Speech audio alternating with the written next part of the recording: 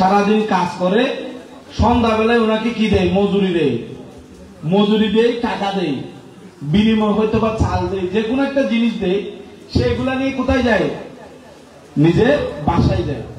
তোমরাও ঠিক তেমনি পড়ালেখার শুধুমাত্র প্রথম ধাপ শেষ করে দাও, এই ধাপের মজুরি পেয়েছে কি? আজকে ক্লাস 1 থেকে 10 পর্যন্ত শেষ করেছে। আজকে একটা সুন্দর পরিবেশের মধ্য দিয়ে তোমাদেরকে সম্বর্ধনা জানানো হচ্ছে, যাতে তোমরা এই এলাকার সুশিক্ষিত নাগরিক হতে পারো। এই চাউল এনেছো, মাছ এনেছো, এগুলোই কিন্তু যদি আগুনে দিয়ে রান্না করা না হয় তাহলে এই জিনিসগুলো নষ্ট হয়ে যাবে, হবে না? কিন্তু এই মেট্রিক পরীক্ষা দিয়ে বা এই দাখিল পাস করে এই পড়ালেখা যদি সামনে পড়ালেখা শেষ না করো তাহলে এগুলো কোনো কাজে আসবে না।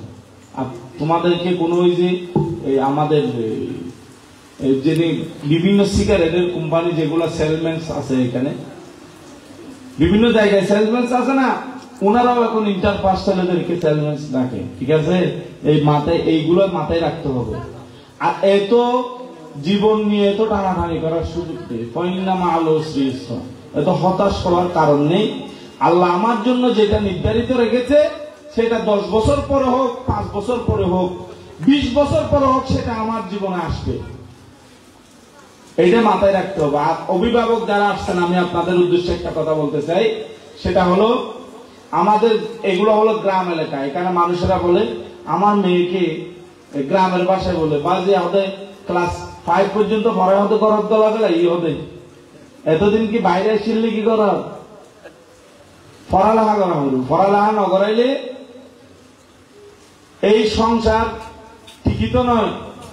যে মেট্রিক পরীক্ষা দিয়ে দাখিল পরীক্ষা দিয়ে মায়ের বোন ধরে বিয়া দিবান, বাল্য বিবাহ, যে পয়েন্ট মেট্রিক পরীক্ষার পরে বিয়া করিব অন্যজনের মায়ারে, এই সংসার ঠিকই তো নয়। আয়টা একটা সদরের চেয়ারম্যান হওয়ার পর হইতে আজিয়া 4 বছর, প্রায় 4 মাস কম 4 বছর, এই 4 বছরের মাঝে 1800 প্রায় তালাকনামা 8 টাকা সদর ইউনিয়ন পরিষদের মাঝে এই মহিলা হলে মরদ ফন্দেরও ফাটাই।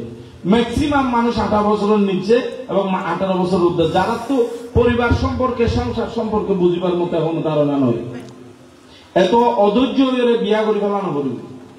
আর তোমার বড় ভাই অভিভাবক হিসাবে তোমার হাসিবার কোনো কিছু নাই, জীবনের এত সহজ মনে করিবার কিছু নাই, জীবন অনেক বড়। আজকে আমাদের ইউনো মহোদয় যিনি উপস্থিত হয়েছেন, আমরা যে কথাবার্তা বলতেছি, উনি আমাদের যে সেবাগুলো দিচ্ছেন, উনি আমাদের এমপি, ধরতে গেলে উপজেলা চেয়ারম্যান, পৌর প্রশাসক, আমাদের উপজেলার প্রশাসক এবং সমস্ত ইউনিয়ন পরিষদের উনি প্রধান, সবকিছু মিলাই ওনার উপরে কথা বলার মতো এখন কেউ নেই। এরপরেও কোথাও উনি বিশৃঙ্খলা সৃষ্টি করতেছেন না। সবাই ছোটদের সাথে কিভাবে কথা বলতে হয়, বড়দের সাথে কিভাবে, এভাবে একটা সুন্দর পরিবেশে চালিয়ে নিতে যাচ্ছেন। এটা কি ওনার কোন এখানে এইরকম করলে কি ওনাকে 10 টাকা বাড়িয়ে দেবে সরকার? হ্যাঁ, মাসে কি 10 লক্ষ টাকা কোন জনগণ টাকা দেবে? না পাইলে উল্টা কানে ধরে নামায় নিতে যাবে। এই জনগণ হলো এইটা এরকম। ঠিক তেমনি তোমার জীবন নিয়ে তোমাকে চিন্তা ভাবনা করতে হবে। তোমাকে কোন ব্যক্তি মানে ওই ডিগ্রি সার্টিফিকেট দিয়ে বা মাস্টার্সের সার্টিফিকেট দিয়ে এই জবটা করো বা এই সুন্দর জীবন, তুমি 10 কোটি টাকা নাও, এরকম ভাবে কেউ জীবনকে আগায় দেবে না। তো নিজের জীবনকে সুন্দর করতে হলে কষ্ট করতে হবে। এই জীবন ধরে রেখে, নিজের সততাকে ধরে রেখে পড়ালেখা শেষ পর্যন্ত চালিয়ে নিয়ে যাওয়ার জন্য সকল অভিভাবকদেরকে, সন্তানদেরকে, সমস্ত সন্তানদেরকে পড়ালেখা শেষ পর্যন্ত ওনাদের পাশে থাকার জন্য, পড়ালেখা শেষ করার জন্য, ওনাদেরকে উৎসাহিত করার জন্য উদাত্ত আহ্বান জানাচ্ছি। এবং এই যারা এই পরীক্ষায় উত্তীর্ণ হয়েছেন, দাখিল পরীক্ষায়, সমস্ত অভিভাবকদেরকে একটা কথা বলবো, আপনারা আপনাদের সন্তানদেরকে মাদ্রাসায় আলিমে ভর্তি করাই দেন বা কলেজে ইন্টারে ভর্তি করাই দেন, যেখানে ভর্তি করান না কেন, যাতে পড়ালেখা থেকে ছিটকে না পড়ে, পড়ালেখা থেকে তাকে সরিয়ে না দাঁড়ায়, বিবাহের জন্য যাতে তাড়াহুড়া না করেন, এই জিনিসটা মাথায় রাখতে হবে। আমাদের এখানকার মানুষের 2টা নিয়ম, একটা হলো একটা বিয়ের জন্য করবে জন্ম নিবন্ধন, আরেকটা করবে পড়ালেখা করার জন্য। এই দুমুখী আচরণ থেকে আমাদের থেকে বের হয়ে আসতে হবে। আর এই প্রতিষ্ঠানের সম্মানিত এই সভাপতি, সেক্রেটারি এবং যিনি অফিস পরিচালনায় আছে, আপনাদেরকে একটা কথা বলতে চাই, সেটা হলো এই মাদ্রাসায় পড়ে নাই, পড়েছে, কিন্তু সে বাংলাদেশের কিনা, তার বাবা বাংলাদেশের কিনা, তার মা বাংলাদেশের কিনা, এই জিনিসগুলো নিশ্চিতকরণ করবেন। কারণ হলো আমরা যখন একটা বয়সের পার্থক্য হয়ে যায়, তাকে যখন জন্ম নিবন্ধন দিই না, তখন আপনাদের এই প্রতিষ্ঠান থেকে একটা সার্টিফিকেট নিয়ে যায়, আমি অমুক প্রতিষ্ঠানে শিক্ষা পড়ালেখা করেছি, কিন্তু অমুক প্রতিষ্ঠানে পড়ালেখা করেছি ভালো কথা, যখন আপনারা আপনাদের স্টেট সহ টান দেবো, সেদিন কিন্তু বুঝতে পারবেন আপনাদের অবস্থা কি হবে। এই বিষয়গুলো মাথায় রেখে যাতে কোনো ধরনের রোহিঙ্গার সন্তানেরা জন্ম নিবন্ধিত হয়ে বাংলাদেশের নাগরিক হতে না পারে, সেই বিষয়গুলোতে আপনাদেরকে কঠোরভাবে নজর রাখতে হবে। কারণ আর এই প্রতিষ্ঠানের বিষয়ে 1 মিনিট কথা বলবো। আমাদের শ্রদ্ধেয় নমোদয় আছেন, এই প্রতিষ্ঠানটি অত্যন্ত প্রবীণ, এই এলাকার মতো সুন্দর, সুশৃঙ্খল, শিক্ষা বান্ধব, পরিকল্পিত জনগণ আমি আর অন্য এলাকা আছে বলে মনে করি না। এই প্রতিষ্ঠানের মধ্যে এত ছোট্ট প্রতিষ্ঠানে বার্ষিক সভাতে লক্ষ লক্ষ 20 লক্ষ টাকার মধ্যে এই প্রতিষ্ঠানে প্রতি বছর মানুষ দান করে, যে দানের টাকা দিয়ে অসংখ্য শিক্ষার্থী এখানে প্রতি বছর শিক্ষা পড়ালেখা করে যাচ্ছে। এই বিল্ডিং গুলো করতে, শিক্ষা পরিচালনা করতে ওনাদের অনেক ধরনের হিমশিম খেতে হয়। ভবিষ্যতে এখানে একটা সুন্দর শিক্ষা বান্ধব 2 তলা বা 1 তলা বিশিষ্ট, 3 তলা বিশিষ্ট একটা ভবন নির্মাণের যে আপনার সুদৃষ্টি কামনা করছি, এবং এই অনুষ্ঠানের উত্তরোত্তর সফলতা কামনা করে সকল ছাত্র ছাত্রী ভাই বোনদের সুন্দর ভবিষ্যৎ কামনা করে আমার সংক্ষিপ্ত বক্তব্য শেষ করলাম। আসসালামু আলাইকুম ওয়া রাহমাতুল্লাহি ওয়া বারাকাতুহু।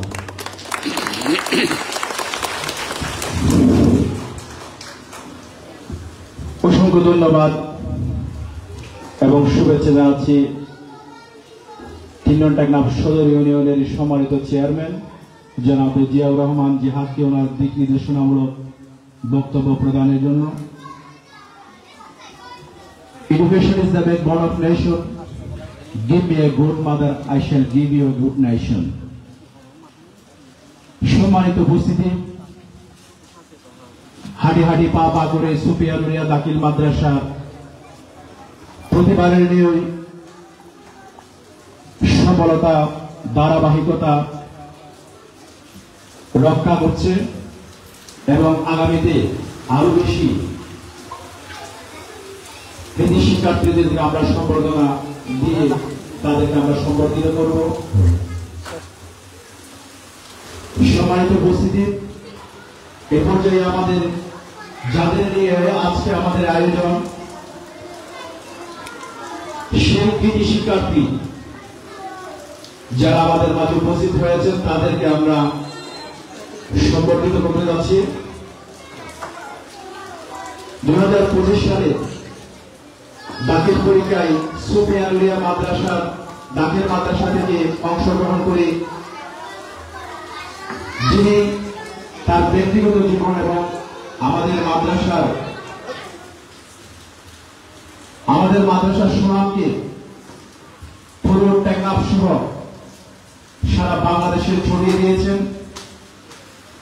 আমি আজকে সম্মানিত প্রধান অতিথি, সম্মানিত উপজেলা নির্বাহী অফিসার জনাব শেখ হাসান উদ্দিনের কাছ থেকে আজকের সম্বর্ধনা অনুষ্ঠানের অন্যতম কৃতি শিক্ষার্থী জোহাইরা আক্তারকে আজকে প্রধান অতিথির কাছ থেকে প্রেস গ্রহণ করার জন্য মঞ্চে আহ্বান করছি। সুফিয়া নুরিয়া দাখিল মাদ্রাসার 2025 সালের যিনি জিপিএ 5 পেয়েছেন, A+ পেয়েছেন, ওনাকে ক্রেস্ট প্রদান করছেন আজকের অনুষ্ঠানের প্রধান অতিথি উপজেলা নির্বাহী অফিসার জনাব শেখ হাসান উদ্দিন। জনাব হাসান উদ্দিন, জোহাইরা আক্তার 2025 সালের কৃতি শিক্ষার্থী। এরপরে ক্রেস্ট গ্রহণ করবেন আব্দুল আমিন, যিনি 4.94 অল্পের জন্য যিনি প্লাস পায় নাই। উনি আব্দুল আমিন আমাদের প্রধান অতিথির কাছ থেকে ক্রেস্ট গ্রহণ করবেন। এরপরে নুরুল আফসার, যিনি 4.94 পেয়েছেন। নুরুল আফসার, প্রিয় শিক্ষার্থী নুরুল আফসার আমাদের প্রধান অতিথির কাছ থেকে ক্রেস্ট গ্রহণ করবেন। এরপরে রিনা আক্তার, প্রিয় কৃতি শিক্ষার্থী রিনা আক্তার, যিনি 4.44 পেয়ে কৃতিত্বের স্বাক্ষর রেখেছেন। আপনারা যারা আছেন আমরা সবাই করতালি দিয়ে তাদেরকে আমরা সম্বর্ধিত করে নেব। সবাই করতালি। আজকের কৃতি শিক্ষার্থী ইব্রাহিম মঞ্চে এসে ক্রেস্ট গ্রহণ করবেন। এরপরে ইমতিয়াজ আমিন, আমি সবার নাম ঘোষণা করছি, আপনারা ক্রমান্বয়ে এসে আমাদের প্রধান অতিথি ও বিশেষ অতিথিদের কাছ থেকে ক্রেস্ট গ্রহণ করে নিয়ে যাবেন। মোহাম্মদ আব্দুল্লাহ, রিয়াজ উদ্দিন, আবিদা সুলতানা,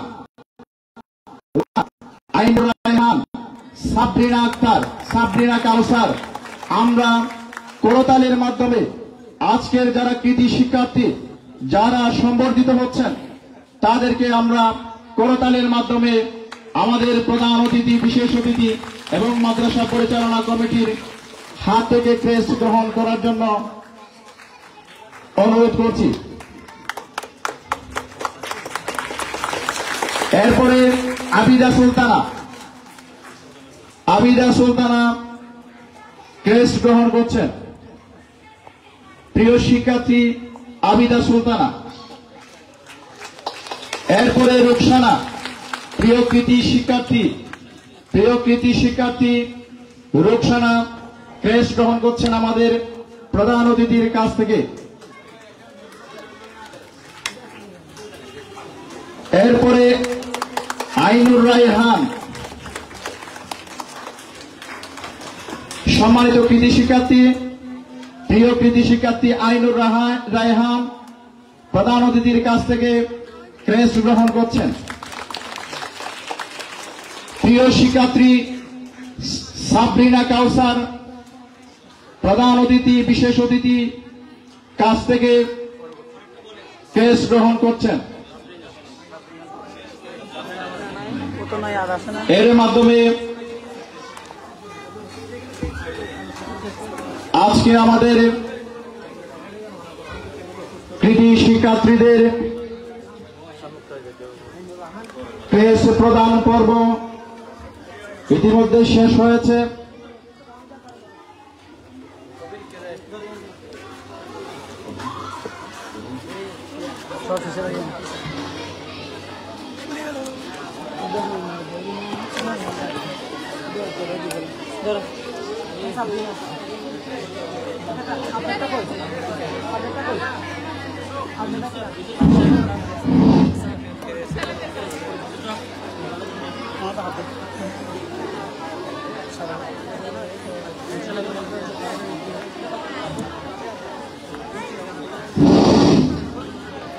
সম্মানিত সুধী, আজকে আমাদের সম্বর্ধনা অনুষ্ঠানে উপস্থিত হয়ে আজকের অনুষ্ঠানকে আমাদের উজ্জ্বল করেছেন আমাদের সুফিয়া নুরিয়া দাখিল মাদ্রাসার কৃতি সম্বর্ধনা অনুষ্ঠানকে উপস্থিত হয়ে আমাদের অনুষ্ঠানকে গৌরবান্বিত করেছেন সম্মানিত উপজেলা নির্বাহী অফিসার শেখ এহসান উদ্দিনকে সুফিয়া নুরিয়া দাখিল মাদ্রাসার পক্ষ থেকে ক্রেস্ট উপহার দিচ্ছেন সুফিয়া নুরিয়া দাখিল মাদ্রাসার সম্মানিত সভাপতি, সহ-সভাপতি, সেক্রেটারি এবং ছাত্র প্রতিনিধি, বৈষম্য বিরোধী ছাত্র আন্দোলনের সম্মানিত প্রিয় ভাই মুর্শিদ আলম, বাহাউদ্দিন সহ এলাকার গণ্যমান্য ব্যক্তিবর্গ, আমাদের আজকের অনুষ্ঠানের সম্মানিত প্রধান অতিথিকে আমরা ক্রেস্ট দিয়ে বরণ করে নিচ্ছি। আমরা সবাই করতালির মাধ্যমে সম্মানিত অতিথিকে আমরা আবারও অভিনন্দন ও ফুলের শুভেচ্ছা জানাচ্ছি। এরপরে আজকের অনুষ্ঠানের অন্যতম বিশেষ অতিথি 3 নং টেকনাফ সদর ইউনিয়নের সম্মানিত চেয়ারম্যান অত্র এলাকার কৃতি সন্তান জনাবে জিয়াউর রহমান জিহাদকে ক্রেস্ট প্রদান করছেন অত্র প্রতিষ্ঠানের পরিচালনা কমিটির সভাপতি এবং অত্র এলাকার গণ্যমান্য ব্যক্তিবর্গ।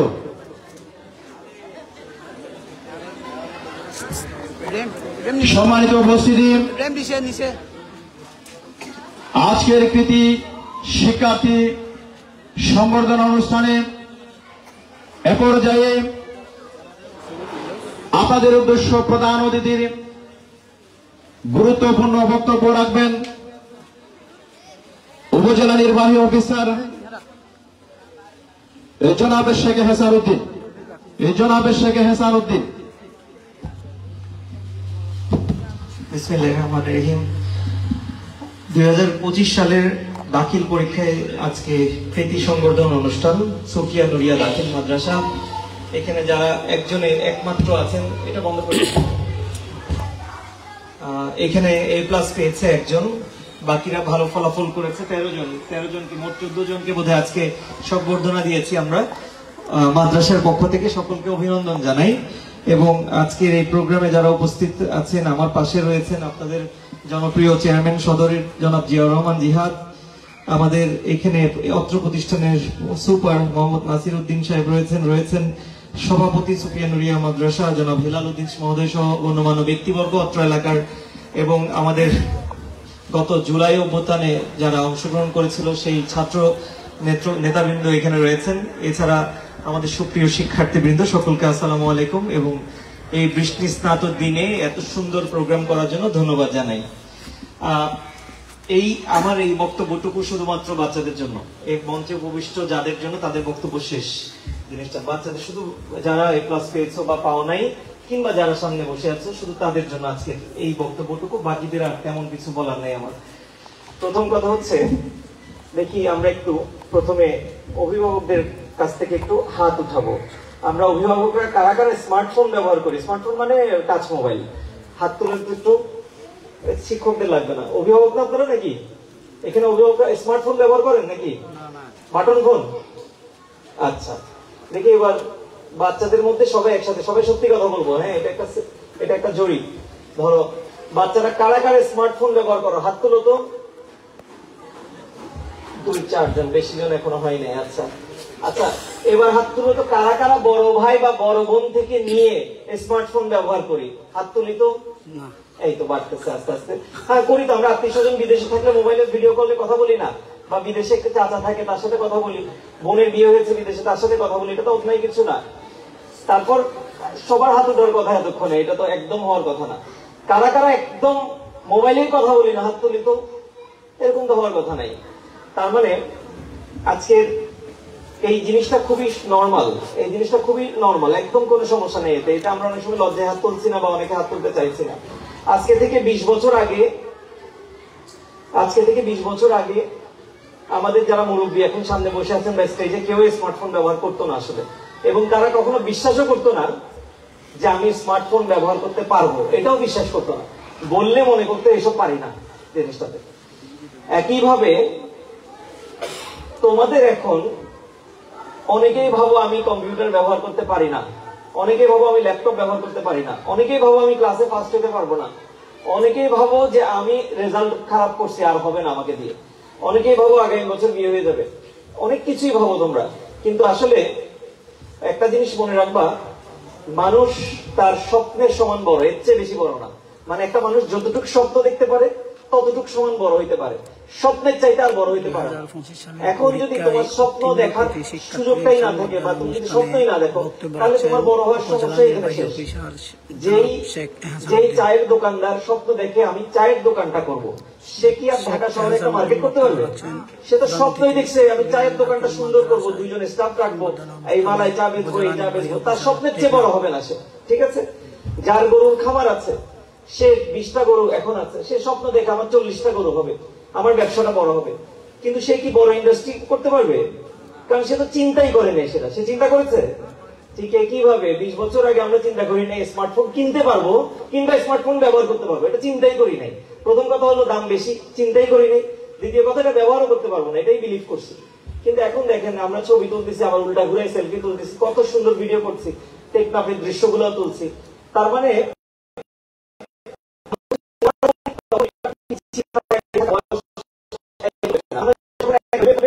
তখন ওই কাজটা করে ফেলবে। ঠিক আছে, গত বছর জুলাই এই কাজটা হয়েছে। মানুষ যখন বিলিভ করেছে যে আমি দাঁড়িয়ে যাব, আমি বসবো না, অস্ত্রের সামনে দাঁড়াবো, ঠিক তখন মানুষ এটা করে ফেলছে। যতদিন এটা করবে না ততদিন দাঁড়াতে পারবে না। ঠিক একইভাবে আজকে কারা কারা আমরা এই ক্লাস পাইনি, সবাই হাত তুলি তো। সবাই, একজন ছাড়া তো সবাই হাত তুলবে। সবাই হাত তুলেন। একজন ছাড়া এত কম পরীক্ষার্থী নাকি? এখানে কি জুনিয়ররা আছে? জুনিয়ররা আছে? ওকে, আমরা এই ক্লাস পাই নাই। এবার যারা জুনিয়র আছে তারা হাত তুলি তো, কারা কারা এ প্লাস পেতে চাই? সবাই হাত তুলি তো। কাদের পরীক্ষা আছে এ প্লাস পেতে চাই? হাত তুলি। এই যে দেখো, এই যে তুমি চাওয়া শুরু করছো, এর চেয়ে বড় হইতে পারবা না, এই এ প্লাসই পেতে পারবা। এ ডাবল প্লাস আছে আর নাই, মানে তোমার এখন টার্গেট হলো এ প্লাস পাওয়া, তাই না? এখন যে মেয়েটা এ প্লাস পেয়েছে সেই মেয়েটাকে একটু দাঁড়াও তো। আচ্ছা, তুমি কি কখনো চিন্তা করেছিলে তুমি এ প্লাস পাবা? তুমি চিন্তা করো নাই? করছো? পড়ালেখা করো নাই? করছো। আচ্ছা, এবার 4.94 কে পেয়েছে? হাত তুলো তো। আপনি কি চিন্তা করছেন কখনো এ প্লাস পাবেন? চিন্তা করছিলেন, মিস হয়ে গেছে, তাই না? এই দেখেন, একটা জিনিস বুঝেন, তার মানে মানুষ যা চিন্তা করে তার কাছাকাছিও পৌঁছায়। অনেক সময় সামান্যের জন্য এটা হয় না, অনেক সময় সামান্যের জন্য হয় না। যে ছেলেটা এ পেতে চায় সে কোনোদিন এ প্লাস পাবে? ও তো পাইতে চাইছে এ বি, ও তো এ প্লাস পাবে না। যে ছেলেটা এ প্লাস চাই ও 4.94 পাবে, 4.25 পাবে, কিছু একটা পাবে, তার কাছাকাছি একটা অবস্থান হবে। তাহলে আজকে থেকে আমরা একটু চিন্তাটাকে বড় করব। শিক্ষার প্রধান কাজ হলো আমাদের চিন্তাটাকে বড় করা। আমরা অনেকেই আজকে মাথা ঢেকে ফেলছি টুপি দিয়ে, অনেকেই আজকে মুখ ঢেকে ফেলছি বোরকা দিয়ে। আচ্ছা, আমরা কি আমাদের বাইরের আবরণটা ঢাকছি, নাকি আমরা কি চিন্তাটাকেও ঢেকে দিচ্ছি? আমাদের স্বপ্নগুলোকে ঢাকছি নাকি না? জোরে বলেন। আমরা কি আমাদের স্বপ্নকে ঢেকে ফেলছি? এটা কি আমাদেরকে ধর্মে বলছে যে স্বপ্ন ঢেকে ফেলতে, চিন্তা ঢেকে ফেলতে, এরকম বলেছে? বলেছে কুচিন্তা ঢেকে ফেলতে, তাই না? যে স্বপ্ন দেখা হারাম সেটা ঢেকে ফেলতে বলেছে। কিন্তু এরপরে বুদ্ধিটা ঢেকে ফেলতে বলছে। বুদ্ধিটা থাকতে হবে, তাই না? বুদ্ধিটা তো চিন্তা করতে হবে, এটা ঢাকা যাবে না। তার মানে হলো আজকে থেকে আমরা চিন্তাটা করা শুরু করবো যে আমরা কি করব। দেখেন, আজকে বাসায় গিয়ে ভালো মতো চিন্তা করবেন তো, আজকে থেকে 2035 সালে আপনি কোথায় আছেন দেখবেন, আপনি কোথাও দেখতে পারবেন না, দেখবেন অন্ধকার, কিছু নাই। আর একটু আগাবেন, বলবেন 2030 সালে কোথায় দেখতে চাই, দেখবেন অন্ধকার অন্ধকার লাগে, বুঝবেন না, মনে হবে এটাও হতে পারে, ওইটাও হতে পারে, নাও বাঁচতে পারি, কত কিছু হতে পারে। এবার আরেকটু চিন্তা করবেন 2000 এই বছরটা কেমন যাবে, দেখবেন একটু একটু একটু একটু আলো আসতেছে। মনে করবেন সামনেতে ঈদ আছে, ঈদের সময় তো খালু আসবে বিদেশ থেকে, একটু একটু মিলাইতে পারবেন। যদি বলি কালকে কি করবেন, দেখবেন ক্লিয়ার, একদম পরিষ্কার, কালকে ঘুম থেকে উঠবো, এখানে যাবো ওইখানে যাবো, একদম ক্লিয়ার। তার মানে আমরা একটা নির্দিষ্ট দূরত্ব পর্যন্ত দেখতে পারি, এরপরে আর দেখতে পারি না। এরপরে আর দেখতে আসলে আমরা পারি না, কিন্তু আমরা চিন্তা করতে পারি। কিন্তু আমরা কি করতে পারি? চিন্তা করতে পারি। শিক্ষার প্রধান কাজ হলো চিন্তাটাকে বড় করে দেওয়া, চিন্তাটাকে সরিয়ে দেওয়া, চিন্তাটা একটু বড় করা, এটাই হলো শিক্ষার কাজ। আমরা সবাই মিলে আপনার চিন্তাটাকে ব্রড করতে চাচ্ছি, বড় করতে চাচ্ছি, যে আপনি বড় কিছু হবেন এই চিন্তা করেন। এই যে ইউনোকে দেখছেন, এখন ইউনো হবেন এটা চিন্তা করার তো দোষের কিছু না। হয়তো ইউনো হিসেবে দেখছেন না নিজেকে, কিন্তু দোষের কিছু না। যেমন আমি বলি, আমার একটা কলিগ আছে, ওই কলিগটা ফিমেল কলিগ, তার ছেলে কলেজে পড়ে এখন, আর আমার ছেলে 4 বছর বয়স। তাহলে দুজনই ইউনো, একজনের বাচ্চা পড়ে কলেজে, আরেকজনের বাচ্চা পড়ে 4-এ। এখন তাহলে বলেন তো, 20 বছর যখন আমাদের দুইজনের বয়স ছিল, আমাদের বয়স কাছাকাছি, কিন্তু ওর বাচ্চা বড় হয়েছে, কিন্তু আমাদের বয়স কাছাকাছি। 20 বছর যখন ওই মেয়েটার বয়স ছিল আর আমার বয়স ছিল, দুইজনের চিন্তা কি এক ছিল? ছিল না। ও চিন্তা করছে বাচ্চাটা কিভাবে বড় করব, কেমনে সামনে সংসার সামলাবো। আমি তখনও ফ্রি, আমি তখন পড়ালেখা করতেছি, চিন্তা করতেছি। কিন্তু দেখেন, কোন এক সময় গিয়ে ওই মেয়েও চিন্তা করেছে যে আমি এটা হব, তারপর সে এটা হইতে পারছে, তাই না? দেখেন, চিন্তা করে ফেলছে যখন, সে আমার সমান হয়ে গেছে, এখন দুইজনই সমান। এখন দেখবেন দুইজনের গেট আপ একই, গাড়ি একই, বডিগার্ড একই, অফিস একই, সব একই। অথচ 20 বছর বয়সে আমাদের জীবনে এক ছিল না। 20 বছর বয়সে কেউ কেউ কৃষকের সন্তান ছিল আমাদের, 20 বছর বয়সে কেউ কেউ বড় ব্যবসায়ীর সন্তান ছিল, 20 বছর বড় বড় অফিসারের সন্তানও ছিল। তার মানে আমাদের জীবন 20 বছরে কি বা 17 বছরে কি, এটার সাথে ভবিষ্যৎ ডিপেন্ড করে না, ঠিক আছে? পৃথিবীতে বড় বড় ব্যবসায়ীর ছেলেরা অত বড় ব্যবসায়ী হয়েছে এরকম দেখা যায় না। পৃথিবীতে আমার ছেলে ইউনো হবে এরকম হবে না, দেখবেন এটা হবে না, এটা হয় না জিনিসটাতে। আমাদের কারো বাবা ইউনো ছিল না, ডিসি ছিল না, কেউই ছিল না জিনিসটাতে। আমাদের পূর্বপুরুষরা কি ছিল যদি উত্তর খুঁজি তাহলে উত্তর হলো কৃষক ছিল। বাংলাদেশের সকল মানুষ একসময় কৃষক ছিল।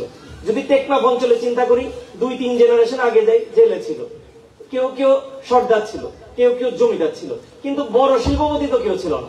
ছিল এই অঞ্চলে শিল্পপতি হওয়া সম্ভব? তো এটা নাই। তো তার মানে হচ্ছে আমরা পদমর্যাদা দেখে নিজেকে কাউন্ট করব না। আমরা কোথায় বসে আছি, কার ছেলে, এটা নিয়ে কোনো কিছু যায় আসে না। আমরা কিছু যায় আসে না, আমরা শুধু চিন্তাটা করতে পারলেই হবে আমার বাবা কি করে, এটা দিয়ে কিচ্ছু যায় আসবে না জিনিসটা, এটা বিলিভ করতে হবে। তবে একটা দৌড়ের সিস্টেম আছে, যার বাবার একটু বেশি ধন সম্পদ আছে সে দৌড়ে একটু এগিয়ে থাকে, আর যার বাবার একটু কম আছে সে একটু দৌড়ে পিছিয়ে থাকে। এখন বলেন তো, আপনি যদি জোরে দৌড়ানো শিখে ফেলেন তাহলে আপনি সামনের জনকে ফেলতে পারবেন না? তাহলে একটু জোরে দৌড় দিতে হবে, তাই না? একটু জোরে দৌড়াইতে হবে আমাদেরকে, আমাদের সবাইকে একটু জোরে দৌড়াইতে হবে। টেকনাফের শিক্ষার্থীদেরকে একটু জোরে দৌড় মারতে হবে। কেন? কারণ আমরা একটু পিছিয়ে গেছি, আমার মনে হচ্ছে আমরা পিছাইছি। যেমন আমাদের ক্লাসের যে ফার্স্ট বয় সে ঢাকায় গিয়ে হয়তো ফার্স্ট থাকবে না। দেখেন আমি আমার উদাহরণ বলি, আমি চট্টগ্রামের সবচাইতে ভালো স্কুলে পড়ছি, ওটার নাম কলেজিয়েট স্কুল। ওইখানে আমার একদম প্রথম দিকে আমি ছিলাম 1, 2, 3 মধ্যে। এখন ঢাকায় গেছি কলেজে পড়তে, ওই যে চিন্তা বড় করছি চিটাঙে হবে না, আমি চিন্তা করছি বাংলাদেশের শ্রেষ্ঠ কলেজ কোনটা, এখানে পড়বো। তো এখন চিন্তাটা বড় করলাম, হয়ে গেল। ওই কলেজে গিয়ে দেখলাম আমার রেজাল্ট দিচ্ছে আমি 600-র বাইরে। তাহলে দেখেন একটা জেলার প্রথম দিকের স্টুডেন্ট আরেকটা বড় জেলায় গিয়ে কোথায় চলে গেল, 600-র বাইরে। এবার যখন বিশ্বে যদি আমি চিন্তা করি তাহলে আমি কত বাইরে। আজকে আমরা সবাই গ্লোবাল সিটিজেন, আমরা বাইরের সবাই এখন সবাইকে এভাবে মূল্যায়ন করতে পারি। তার মানে হলো আজকে যে A+ পেয়েছে সে A+ পেয়েছে এরকম না, আজকে যে A পেয়েছে সে A পেয়েছে এরকম না। বোঝাতে চাচ্ছি সেটা হচ্ছে পেছন থেকেও এগিয়ে আসা যায়। আমার ক্লাসের পেছনের বেঞ্চে যে ছিল সে আমার থেকে অনেক বেশি ইনকাম করে, এখন সে অনেকগুলো দেশ ট্রাভেল করছে, সে অনেক বড় ব্যবসায়ী হয়ে গেছে, এরকম আছে। আবার আমার চেয়ে ব্রিলিয়েন্ট যে ছিল সে অনেক ধসে পড়ছে, এরকম আছে। লাইফে এটাকে বলে আপস এন্ড ডাউনস, উত্থান পতন ঘটবে। এই উত্থান পতনও ঘটে মানুষের চিন্তার জন্য। আপনি কি করবেন এটা চিন্তা না করতে পারলে কখনোই হবে না। প্রথম চিন্তা করতে হবে আমাদেরকে পড়াশোনাটা এগিয়ে নিতে হবে। কি করতে হবে? এটা হলো প্রথম চিন্তা টেকনাফের। অনেকে পড়ালেখাটা থামিয়ে দেন, পড়ালেখা যখন থামানোর রিকোয়েস্ট আসবে তখন নিজেকে আরেকভাবে ভাববেন। কিরকম চিন্তা করবেন দেখেন, আজকে যারা এসএসসি পরীক্ষা দিয়েছেন ক্লাস 6-এ থাকতে বেশি বুঝতেন নাকি এখন বেশি বুঝেন? ক্লাস 6-এ থাকতে নিজেকে নিয়ে যান তো, বাচ্চা লাগেন একটু। আচ্ছা ক্লাস 4-এ নিয়ে যান তো, দেখেন ওই সময় আপনি যেগুলো বলতেন তখন মনে হয়তো আপনি কাবিল, কিন্তু এখন মনে হয় না যে ওই কথাগুলো হচ্ছে না, তাই না? তাহলে ক্লাস 6 থেকে যদি এখন বেশি বুঝেন তাহলে এটা বিলিভ করেন না যে আজকে থেকে 4 বছর পর আরেকটু বেশি বুঝবেন? এটা তো স্বাভাবিক, এটা মুরব্বীরা বুঝে, আপনারা বুঝেন না। আপনারা মুরব্বীর সাথে লেগে যান যে উনি কিছু বুঝে না। অ্যাকচুয়ালি বয়সের সাথে সাথে একটু বোঝাটাও বাড়ে, ঠিক আছে? মাথাও ঠান্ডা হয়, বোঝাটাও বাড়ে। তাহলে এখন কম বুঝে বিয়ে করবেন না বেশি বুঝে বিয়ে করবেন? এই তো আমরা কম বুঝে বিয়ে করে ফেলি, আমরা মনে করি হয়ে গেছে বয়স, 16 হয়েছে, অনেক হয়েছে, এখন বিয়ে করি। আসলে কিছুই বোঝা শিখেন নাই। 22 বছরে যখন বুঝতেছেন তখন ওই ডিভোর্স লেটার গুলো আসতেছে, যখন বোঝা শুরু করছেন তখন গিয়ে বিচ্ছেদ শুরু হয়েছে। কিন্তু যেহেতু 16 বছরে কম বয়সে বিয়ে করে ফেলছেন এখন আর দাঁড়াইতে পারতেছেন না। কেন? তখন পড়ালেখাটা ছেড়ে দিচ্ছেন, আর তো নাই, লাইন তো নাই, সিঁড়িটা কেটে দিচ্ছেন।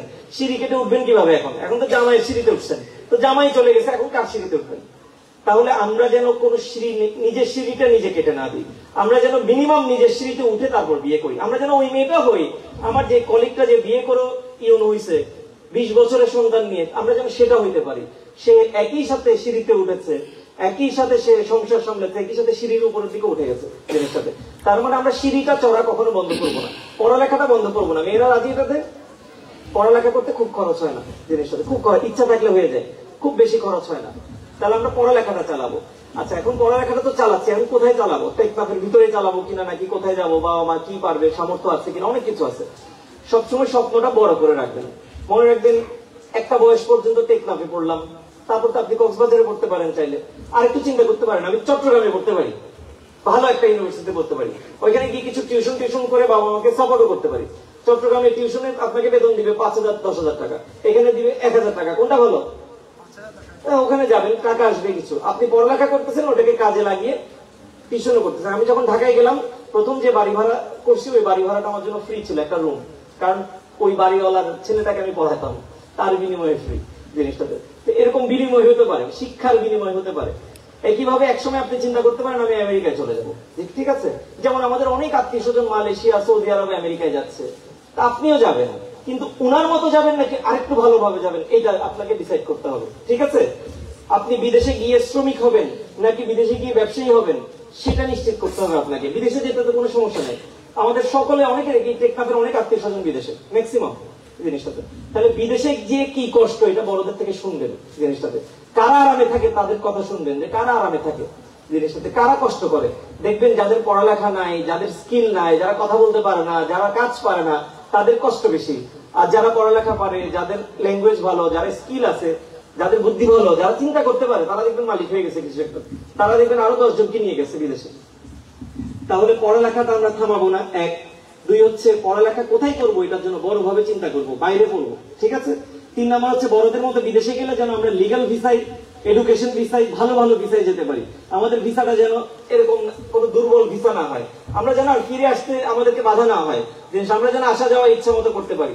এই জিনিসগুলো করার জন্য আপনাদের এই পড়াশোনাটা করতে হবে। এই জন্য A+ পাওয়াটা জরুরি না, আসলে এ পাওয়াটা জরুরি না।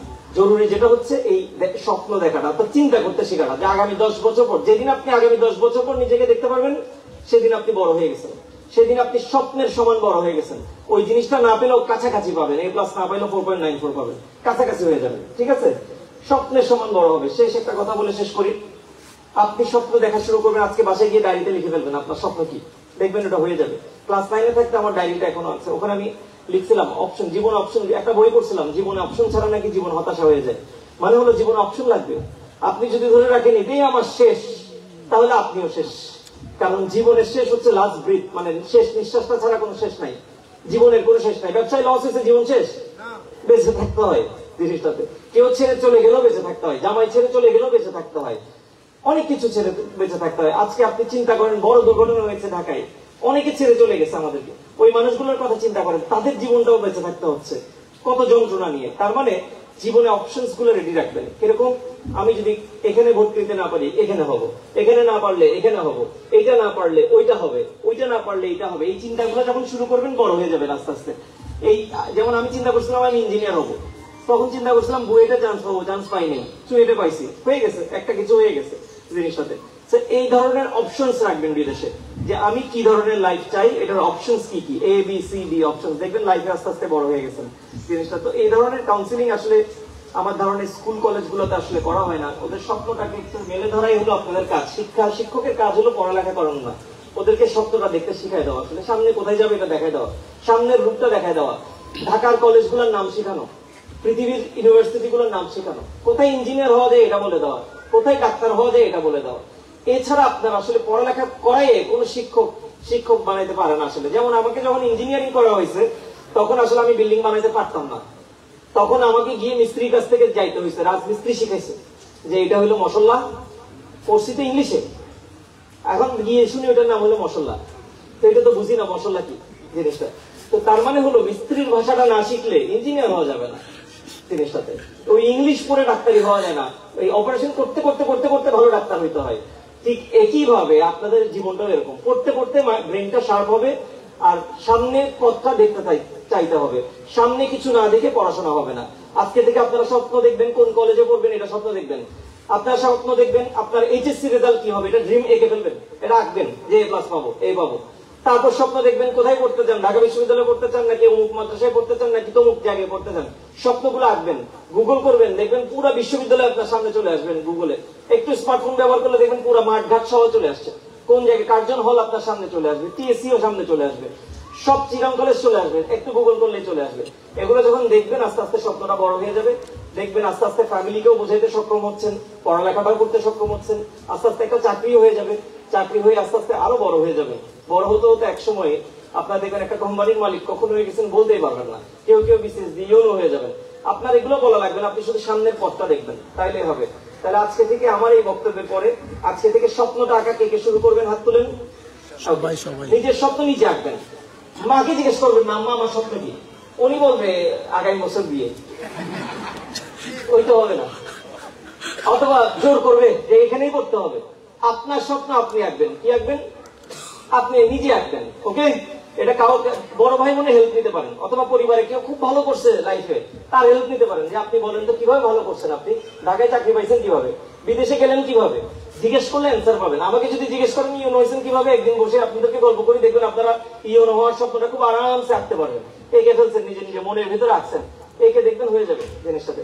সবশেষে স্কুলের প্রোগ্রামে আমাকে দাওয়াত দেওয়ার জন্য, আমি অনেক বড় বড় প্রোগ্রামে যাই না, স্কুলের প্রোগ্রামগুলোতে আসি। এটা খুব ইম্প্যাক্টফুল, এটা খুব ইম্প্যাক্টফুল। কারণ হলো আমি জীবনে ইউনো হয়েছি একটা গাড়ি দেখে, এটাই সত্যি কথা। ওই ছোট্ট বয়সে একটা গাড়ি দেখছি, আমার খুব ভালো লাগছে, ওই গাড়িটা আমার খুব পছন্দের, যে এরকম একটা গাড়িতে আমি চলবো। তখন খুব বেশি গাড়ি ছিল না, মানে মার্কেট থেকে। তো ওইটা আমার মনে এমন ডাক কাটছে যে আমার মনে হচ্ছে আমার এরকম করে আমি নামবো, এইভাবে আমি যাবো, হয়ে গেছে। ওই ছোট বয়স আমার মনে হচ্ছে ওইটা আমাকে পুশ করছে, এই স্বপ্নটা আমাকে পুশ করে দিয়ে দিয়েছে। তো আমি স্কুলে আসি এই জন্য, যদি আমাকে দেখে আপনারা কিছু একটা হয়ে যান তাও তো ভালো, একটা কেউ হইলেও তো এটাই অনেক জিনিসটা। এই স্বপ্নটা দেখেন। আর সর্বশেষ আমার একটা পাঠাগার নির্মিত হচ্ছে টেকনাফ লাইব্রেরি নামে, এটা বেকারদের জন্য, যারা যারা পড়ালেখা করতে চাই পাঠাগারে পড়াশোনা করতে পারবে। এখানে চাকরির সব পরীক্ষার বই দিয়ে দিব আমি, আপনারা ওখান থেকে পড়ে আপনাদের স্বপ্নটাকে এগিয়ে নিতে পারবেন। আমি চাই টেকনাফের মানুষ আস্তে আস্তে করে এই টেকনাফের এই সব পচা বাণিজ্য যেগুলো আছে এগুলোর থেকে বাইরে হয়ে চাকরি বাকরিতে ঢুকুক, ঢাকামুখী হোক তাদের সন্তানরা। একসময় আমরা গল্প করবো এরকম যে জানো 20 বছর আগে টেকনাফে ইয়াবা নামে একটা জিনিস ছিল, এই জিনিসটা একটা গল্প হয়ে যাবে, রূপকথার গল্প করতে হবে এটাকে। এই রূপকথার গল্পটা করতে হলে আপনাদের হবে না জিনিসটা, এটা গল্প হবে, এটা হবে। একসময় আমরা অনেক কিছু বলতাম এরকম জিনিসটা, ওগুলো আর নাই পৃথিবীতে। একসময় আমরা 35 বছর 30 বছর পরে আপনারা গল্প করবেন, একসময় আমাদের অঞ্চলটাকে ইয়াবা নামে চিনতো, এখন আমাদেরকে এই নামে চিনে জিনিসটা। নোয়াখালীর মতো দেখেন, নোয়াখালী সব মানুষ বিদেশে, জিনিসটা আপনারা এইভাবে চেনাবেন, আমরা সবাই আমেরিকা চলে যাই, জিনিসটা এইভাবে চিনবেন জিনিসটাকে। সো আপনাদের সকলকে ধন্যবাদ, অনেকক্ষণ বক্তব্য দিয়ে দিয়েছি। আমার সচিব স্যার ফোন দিচ্ছে, আমি আর ধরতে পারছি না। আপনারা যারা শুনেছেন অনেকক্ষণ বক্তব্য দিয়েছেন, স্পেশালি স্টুডেন্টস, আপনারা আপনাদের বড় ভাইরা আছেন এখানে, বেশ কিছু চট্টগ্রামের ছেলে আছে এখানে। আপনারা চাইলে যদি আপনার সাবেক স্টুডেন্ট আছেন কেউ এখানকার, আপনারা সাবেক স্টুডেন্টরা এখানে দাঁড়াইতে পারেন। এখানে দাঁড়াইয়া আপনারা যে চিটং পর্যন্ত গেছেন এটা বলতে পারেন, আর বলতে পারেন যে সামনে ঢাকা আছে, আরো সামনে বলতে পারেন সামনে কিন্তু বিদেশও ছিল জিনিসটা। সবাই স্টুডেন্ট, আপনারা সবাই দাঁড়ায় বাচ্চাদের সামনে দাঁড়ায় কথাটা বলতে হবে জিনিসটাতে। আমরাও বড় ভাইদেরকে দেখে বড় হয়েছি, নটরডেম কলেজে পড়ছি, শুনছি এখানে পড়লে বইটা চান্স পাওয়া যাবে, হয়ে গেছে। কলেজের স্কুলে পড়ছি, একদিন দেখেছি ডক্টর মোহাম্মদ ইউনূস আসছে, সে কলেজের স্কুলে, আজকে দেখতেছি তিনি প্রধান উপদেষ্টা। তো বড় মানুষকে দেখলে বড় হয়ে যাওয়া যায়, এই জিনিসটাও একটা সূত্র আছে। তো আপনারা যারা বড় হয়েছেন, যারা 5 টাকা কামাইতে পারেন তাদেরকে শিখাই দিবেন যেভাবে কামাইছেন, দেখবেন ওরা 10 টাকা করে আপনাকে ফেরত এনে দিবে জিনিসটা। তো আপনাদের সকলকে ধন্যবাদ এই বক্তব্য শোনার জন্য, এবং এই উপস্থিত আপনাদের জন্য নিশ্চয়ই নাস্তা বা খাওয়ার অ্যারেঞ্জমেন্ট আছে সবাইকে। এটা আমি মনে হয় খেতে পারবো না, আপনাদের সকলকে ভালো লাগছে দেখে, খুব সুন্দর সুশৃঙ্খল। স্পেশালি আমার বক্তব্য সবাই শুনছে, এটা সবচেয়ে ভালো লাগছে। এখানে মেয়েগুলো অনেক ভালো, ছেলেগুলো অনেক ভালো, অনেক জায়গায় অনেক কথা বলে, বাট এখানে বারান্দাও আমি ফলো করছি। আপনারা নিশ্চয়ই ভালো পাঠদান করেন, নিশ্চয়ই তাদেরকে শৃঙ্খলাটা ঢুকিয়ে দিতে পারছেন, সেই জন্যই তারা এইভাবে করে অ্যাটেন্ড করতে পারছে, ওদের মধ্যে কোনো নড়চড় ছিল না। সকলকে অনেক ধন্যবাদ এবং আমার কারণ জানাই আমার বক্তব্য শেষ করছি। আসসালামু আলাইকুম।